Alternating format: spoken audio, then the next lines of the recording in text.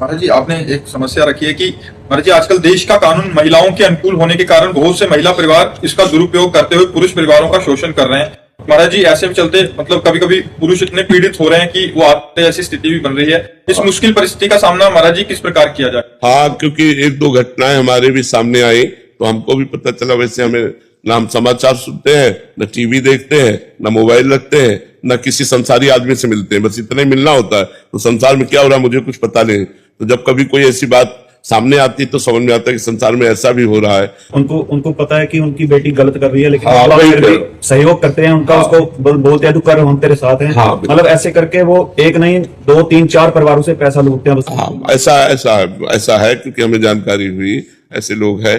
पर अभी जैसे इनसे कह रहे थे कि ऐसा नहीं कि बुराई नहीं है, अब बुराई तो है ही। तो जिनके बुरे आचरण हैं, जिनका बुरा लक्ष्य है। अच्छा, कानून ने इसलिए महिलाओं को सपोर्ट किया कि बहुत अत्याचार पुरुष महिलाओं के साथ करते हैं। ब्याह हो के जाता तो मानो अपनी दासी समझते थे और ऐसा व्यवहार करते थे। एक हमको मिले निम्बुआ घाट गंगा के किनारे है, तो वहां भी लोग आते थे। तो उनमें एक बड़ी सुंदर लड़की आई जो यहाँ सफेद हो चुकी थी ऐसे। तो हमने कहा इसको एक फूल रोग होता है दाग का। तो हमने कहा ये है क्या? बोले नहीं। तो हमने कहा क्या है? तो वो आंसू रोने लगे उनके पिता, और उन्होंने कहा कि हमारे पास भगवान ने सब कुछ दे रखा है, हमने करोड़ों रुपए लगाकर इस बेटी का ब्याह किया, और जहां ब्याह किया वो लोग चारपाई में बांधकर हमारी बेटी को मारते।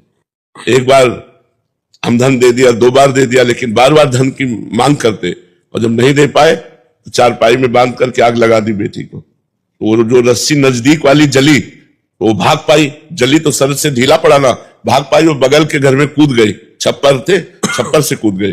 वो लोग धर्मात्मा थे और उनके पास राइफल थी। तो उन्होंने तुरंत राइफल उठाई, कहा अब अगर हमारे घर में आ गई है, अगर तुमने तो हम गोली मार देंगे। फिर वो अपने मायके में बैठी थी। तो कई ऐसे केस सामने आते हैं जिनमें पुरुषों ने महिलाओं के साथ बड़ा अत्याचार किया, जिसे अत्याचार कहते हैं। बहुत मारना पीटना, जानवरों की तरह व्यवहार करना, घर परिवार के लोगों से एक दासी समझ करके मतलब व्यवहार करना। तो ये कानून जरूरी था, लेकिन ये कानून स्त्री की सुरक्षा के लिए है, पुरुष के शोषण के लिए नहीं है। अब उसका दुरुपयोग किया जाता है, उसी कानून का दुरुपयोग किया जाता है। देखो, प्यार में जो सुख है वो व्यभिचार में सुख नहीं है, ये आप समझ लो। आज इससे अगर आपको प्यार नहीं है, वो व्यभिचार है, और इसमें सुख नहीं है। इसमें कई तरह के भय हैं और पाप है। दोनों ने हाथ मिलाया कि हम आजीवन पार करेंगे। ये डिवोर्स, ये विरोध, ये नीच कर्म,